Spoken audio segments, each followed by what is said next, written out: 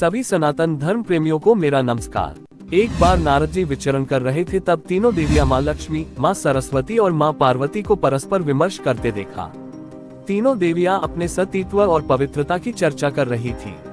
नारद जी उनके पास पहुँचे और उन्हें अत्रि महामुनि की पत्नी अनुसुईया के असाधारण पातिव्रत्य के बारे में बताया। नारद जी बोले, उनके समान पवित्र और पतिव्रता तीनों लोकों में नहीं है। तीनों देवियों को मन में अनुसुईया के प्रति ईर्ष्या होने लगी। तीनों देवियों ने सती अनुसुईया के पातिव्रत्य को खंडित के लिए अपने पतियों को कहा। तीनों ने उन्हें बहुत समझाया, पर वे राजी नहीं हुई। इस विशेष आग्रह पर ब्रह्मा, विष्णु और महेश ने सती अनुसुईया के सतीत्व और ब्रह्म शक्ति परखने की सोची। जब अत्रि ऋषि आश्रम से कहीं बाहर गए थे, तब ब्रह्मा, विष्णु और महेश तीनों ने यतियों का भेष धारण किया और अत्रि ऋषि के आश्रम में पहुँचे तथा भिक्षा मांगने लगे। अतिथि सत्कार की परंपरा के चलते सती अनुसुईया ने त्रिमूर्तियों का उचित रूप से स्वागत कर उन्हें खाने के लिए निमंत्रित किया। लेकिन यतियों के भेष में त्रिमूर्तियों ने एक स्वर में कहा, हे साध्वी, हमारा एक नियम है कि जब तुम निर्वस्त्र होकर भोजन परोसोगी तभी हम भोजन करेंगे। अनुसुईया असमंजस में पड़ गई कि इससे तो उनके पातिव्रत्य के खंडित होने का संकट है। उन्होंने मन ही मन ऋषि अत्रि का स्मरण किया। दिव्य शक्ति से उन्होंने जाना कि यह तो त्रिदेव ब्रह्मा, विष्णु और महेश हैं। मुस्कुराते हुए माता अनुसुईया बोली, जैसी आपकी इच्छा। तीनों यतियों पर जल छिड़क कर उन्हें 3 प्यारे शिशुओं के रूप में बदल दिया। सुंदर शिशु देखकर माता अनुसुईया के हृदय में मातृत्व भाव उमड़ पड़ा। शिशुओं को स्तनपान कराया, दूध भात खिलाया, गोद में सुलाया। तीनों गहरी नींद में सो गए। अनुसुईया माता ने तीनों को झूले में सुलाकर कहा, तीनों लोकों पर शासन करने वाले त्रिमूर्ति मेरे शिशु बन गए, मेरे भाग्य को क्या कहा जाए।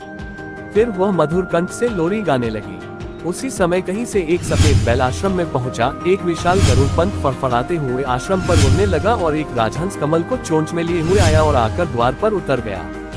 यह नजारा देखकर नारद, लक्ष्मी, सरस्वती और पार्वती आ पहुँचे। नारद ने विनयपूर्वक अनुसुईया से कहा, माते, अपने पतियों से संबंधित प्राणियों को आपके द्वार पर देखकर ये तीनों देवियां यहाँ पर आ गई हैं। यह अपने पतियों को ढूंढ रही थी। इनके पतियों को कृपया इन्हें सौंप दीजिए। अनुसुईया ने तीनों देवियों को प्रणाम करके कहा, माताओं, झूलों में सोने वाले शिशु अगर आपके पति हैं तो इन्हें आप ले जा सकती हैं।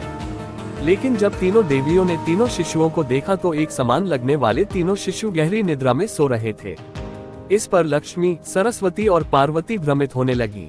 नारद ने उनकी स्थिति जानकर उनसे पूछा, आप क्या अपने पति को पहचान नहीं सकती? जल्दी से अपने अपने पति को गोद में उठा लीजिए।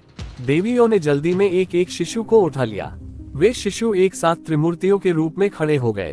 तब उन्हें मालूम हुआ कि सरस्वती ने शिवजी को, लक्ष्मी ने ब्रह्मा को और पार्वती ने विष्णु को उठा लिया है। तीनों देवियां शर्मिंदा होकर दूर जा खड़ी हो गईं।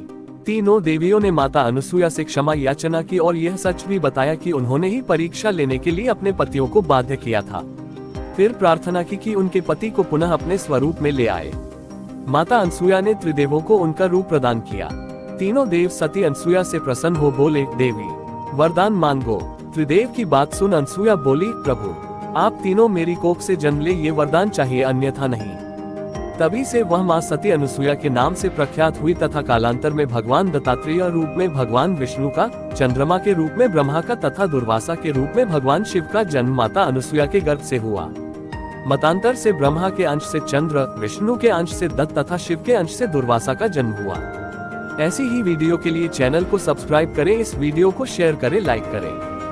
धन्यवाद। मिलेंगे नई वीडियो में।